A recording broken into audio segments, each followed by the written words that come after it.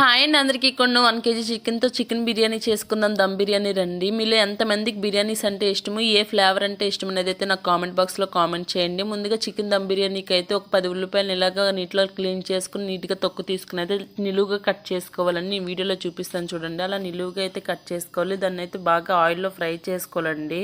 నేనైతే ఇక్కడ 10 ఉల్లిపాయలు అయితే తీసుకుని నిలువుగా ఇలా కట్ చేసుకున్నానండి. 10 ఉల్లిపాయలని కూడా ఇలా ఇదే షేప్లో కట్ చేసుకోవాలండి. కట్ చేసుకున్నాక మనకి కారానికి సరిపోయిన పచ్చిమిరపకాయలు అయితే తీసుకొని నిలువుగా అవి కూడా నిలువుగా చీలికల్లా కట్ చేసుకోవాలండి. అప్పుడైతేనే బాగా కారం అనేది పడుతుంది బిర్యానీకి. నేను వీడియోలో చూపిస్తున్నాను చూడండి, అలాగైతే కట్ చేసుకోవాలి. తర్వాత బాస్మతి రైస్ని అయితే తీసుకొని నానపెట్టుకోవాలి. నేను ఇక్కడ 2 గ్లాస్ ఆఫ్ బాస్మతి రైస్ని అయితే తీసుకొని నీట్గా క్లీన్ చేసుకుని అయితే నానపెట్టుకున్నాను. ఒక పావు గంట కాలం పాటు నానపెట్టుకున్నట్లయితే బిర్యానీ చాలా చాలా టేస్ట్గా ఉంటుంది. గ్లాస్ బాస్మతి రైస్కి అయితే 4 గ్లాస్ వాటర్ వేసుకుని అయితే మనం 70% బాయిల్ చేసుకోవాలండి. బిర్యానీ స్పైసెస్, బిర్యానీ ఆకు, లవంగిలు, మిరియాలు, దాల్చిన చెక్క, అలా ఆ జాపత్రి అన్నీ కూడా యాడ్ చేసుకోవాలండి. 1 by 1 2 పీసెస్ లెక్క స్పైసెస్ అన్నీ కూడా వేసుకోవాలి. పువ్వు అన్ని యాలికలు అన్నీ కూడా 1 by 1 2 వేసేసుకుంటే చాలా టేస్ట్గా ఉంటాయి. ఎక్కువ వేసినా కూడా ఫ్లేవర్ ఎక్కువ అయిపోతుందండి. అందుకే 2 లెక్క నేనైతే యాడ్ చేసుకున్నాను.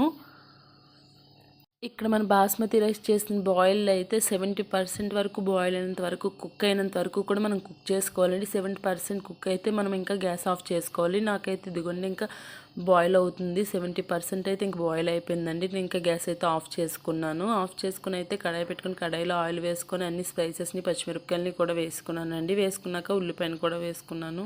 దమ్ బిర్యానీ చేయడానికి చికెన్ అయితే సపరేట్గా కుక్ చేసుకున్నానండి. చికెన్ సపరేట్గా కుక్ చేసుకొని లేయర్గా వేసుకున్నట్లయితే చాలా టేస్ట్ బాగుంటుంది. పీసెస్ కూడా మెత్తగా ఉడుకుతాయి. ఇలాగైతే ఉల్లిపాయ వేసుకుని బాగా వేగించాను. వేగాక ఇందులో అల్లం వెల్లుల్లి పేస్ట్ని అయితే యాడ్ చేసుకున్నానండి. అల్లం వెల్లుల్లి పేస్ట్ యాడ్ చేశాక మనకైతే సాల్ట్ని కూడా యాడ్ చేసుకోవాలండి. సాల్ట్ని కూడా యాడ్ చేసుకుని బాగా పచ్చివాసన పోయినంత వరకు కూడా మనం బాగా ఫ్రై చేసుకోవాలండి. దీన్ని అయితే ఇదిగోండి అల్లం వెల్లుల్లి పేస్ట్, సాల్ట్ని వేసి అయితే నేను బాగా ఫ్రై చేసుకున్నానండి.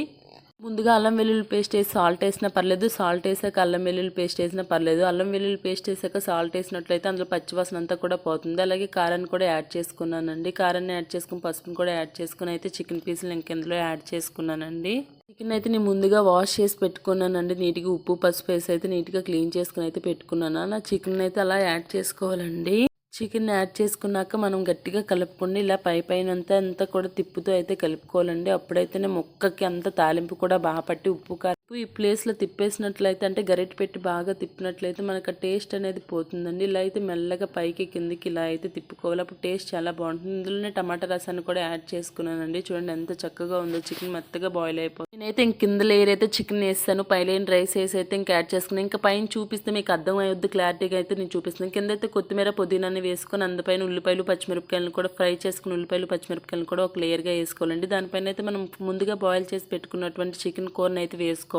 ముందుగా ప్రిపేర్ చేసుకున్నటువంటి చికెన్ కూరని అయితే ఇలాగ లేయర్గా వేసుకోవాలండి. అప్పుడు చాలా టేస్ట్ బాగుంటుంది. ఇలా లేయర్గా వేసుకున్నాక దానిపైన అయితే రైస్ని మనం బాయిల్ చేసి 70% పెట్టుకున్నాం కదండి, ఆ రైస్ని అయితే ఒక లేయర్గా వేసుకోవాలండి. వేసుకున్నాక మనం ఆనియన్స్ ఫ్రై చేసి పెట్టాము కదా, ఆనియన్స్ని కూడా పైనుండి అయితే నేను వేసుకున్నాక కొత్తిమీర, పుదీనాను కూడా వేసుకొని చిన్న ముక్కలుగా కట్ చేసిన పచ్చిమిరపకాయలను కూడా వేసుకోవాలండి. వేసుకున్నాక దీని టేస్ట్ అయితే చాలా చాలా బాగా వచ్చిందండి. చూడండి ఇలా అయితే నేను తీసుకున్నాను, చాలా టేస్ట్గా వచ్చిందండి. ఇందులో చిన్న ఫుడ్ కలర్ కూడా యాడ్ చేశానండి, బాగుంటుంది. కలర్ అయితే ఆప్షనల్ అండి. ఇలాంటి మోర్ ఇంట్రెస్టింగ్ వీడియోస్ కోసం ప్లీజ్ లైక్, షేర్, సబ్స్క్రైబ్ చేసుకోండి.